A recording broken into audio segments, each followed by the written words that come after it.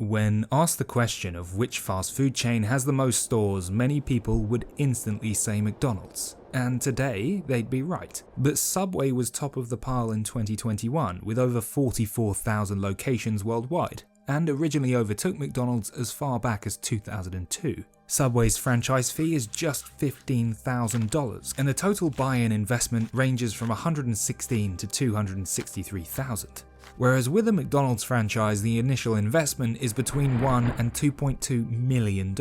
Subway has traditionally been known as a family business, a private company for nearly 60 years, but what follows is a story of a meteoric rise from Pete's Super Submarines, which became the biggest fast food chain on the planet, before becoming a falling knife that was struck down with child pornography stories and a leader who was obsessed with being the biggest at the expense of making more money. This is the story of Subway. Subway listed their business for sale for $10 billion in February, close to what their annual revenue is as a group. That's right, bankers behind the Subway sale are looking to make the case that this is a prime opportunity for private equity firms to strike a deal and buy an iconic sandwich chain. And they were acquired by a private equity firm called Roark Capital for $9.6 billion in August. And Subway have invested more than $80 million into new deli meat slices, as well as freshening up the look and feel of more than 10,000 restaurants in North America. But this all seems a long way from where Subway first started. Subway was founded back in 1964 by Fred DeLuca, a medical student, and Peter Buck,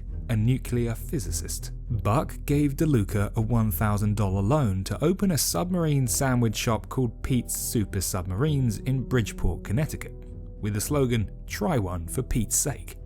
On day one, they sold 312 sandwiches and ran out of ingredients. But despite this day one success, they realized that the location they'd chosen was suboptimal, if you'll pardon the pun. DeLuca described it as a horrendous location.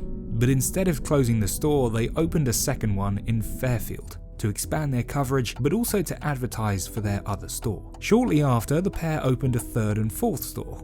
The name had changed too, from Pete's Super Submarines to Pete's Subway, and in 1967 it changed to a cleaner version still, Subway. Drop the, just Facebook. It's cleaner. The duo set themselves an ambitious target of reaching 30 outlets in their first 10 years in business, but 8 years in they'd only reached 16.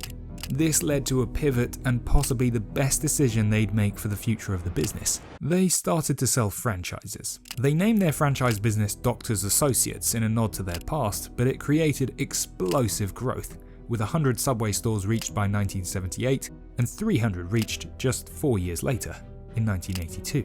Subway became known for its BMT, the biggest, meatiest, tastiest sub. As we said earlier, part of their success story was their relatively cheap franchise fee of just $15,000 and startup costs of $300, roughly 20% of the cost of a McDonald's franchise. By 1990, Subway had 5,000 locations globally. These weren't all traditional restaurants because Subway used different tactics to get ahead, and targeted franchise locations that were non-traditional, like gas stations, truck stops, and convenience stores to get their brand anywhere and everywhere. Subway has done a grand job to adapt to changing consumer demands over the years, as they marketed themselves as the healthy fast food option compared to their competitors. They surpassed McDonald's in 2002 for the largest restaurant chain in the US. Then, as the global financial crisis crippled many people's finances, Subway adapted to offer a $5 footlong sub, a cheaper and more affordable option for lunch or dinner. By 2011, Subway sales reached $11.5 billion and business was booming. In the years that followed, Subway has faced an uphill challenge to stay ahead of the game, and at the center of the spiral was Fred DeLuca himself, who ran the business between 1965 to 2015 until his death from leukemia at the age of 67. DeLuca devised a complex franchise system which gave him godlike power over how to run the company, which he liked to keep secret so that nobody could ever challenge him. In 2014, sales started to decline by 3% following stronger competition. And in order to tackle this, DeLuca, who was obsessed with having the most locations, decided to focus on restaurant count, opening more stores, sometimes within a few blocks of each other, where they were literally competing against themselves. After his untimely death, DeLuca's sister, Suzanne Greco, took over running the company, but she was unable to stem the decline, after being described by Dr. Buck as not someone who he'd ever seen as the heir apparent. What's worse is that in 2015, Subway suffered another knockback when Jared Fogle, a former spokesperson for the company, pled guilty to having sex with minors as well as handling child pornography. Fogle was also part of a true crime story released in 2023, which brought more shame on the Subway brand, describing him as a Subway rep by day, child predator by night. All these factors led to Subway closing more stores in 2016, and for the first time in their history, they closed more stores than they opened. Sales dropped year on year.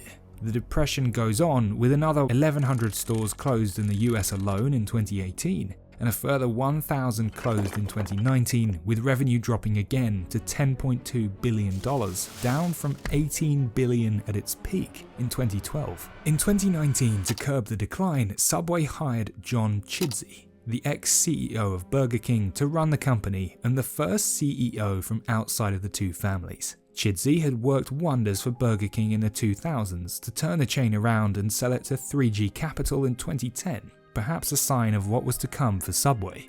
But the turnaround was not straightforward, with the pandemic causing a decline in sales and franchisees penning an open letter in 2021 to Elizabeth DeLuca, a company owner, to fix the business after denying requests for better quality product, particularly their tuna, and cannibalizing their sales with too many locations. Subway also introduced a new franchise agreement which states the restaurants can't close more than once a year unless an act of God occurs, and the franchise owners say the new Eat Fresh mantra is hard to achieve when they only received one shipment of vacuum-packed vegetables a week.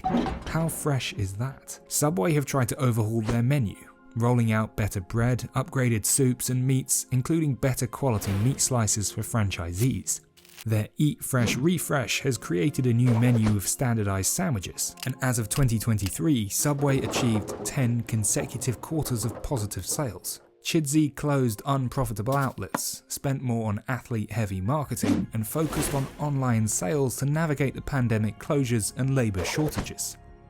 Subway had put itself up for sale in February 2023, and as of August this year, it had been acquired by Roark Capital. After nearly half a year exploring options, Subway has finally agreed to be acquired by private equity firm Roark Capital Group, a firm which owns a number of other recognizable brands, including Arby's, Auntie Anne's, Buffalo Wild Wings, Carvel, and Sonic here. Subway CEO John Chidsey said in a statement that this transaction reflects Subway's long-term growth potential and the substantial value of our brand and our franchisees around the world. Chidsey has suggested that expansion is top of the agenda for the new look Subway, with a goal of opening 9,000 new restaurants, including 4,000 in China over the next 20 years, which could take their store count to over 60,000 as the private equity company looks to make a return on their sizable investment, particularly after Subway was described as a falling knife that continues to fall by Franzmart founder Dan Rowe.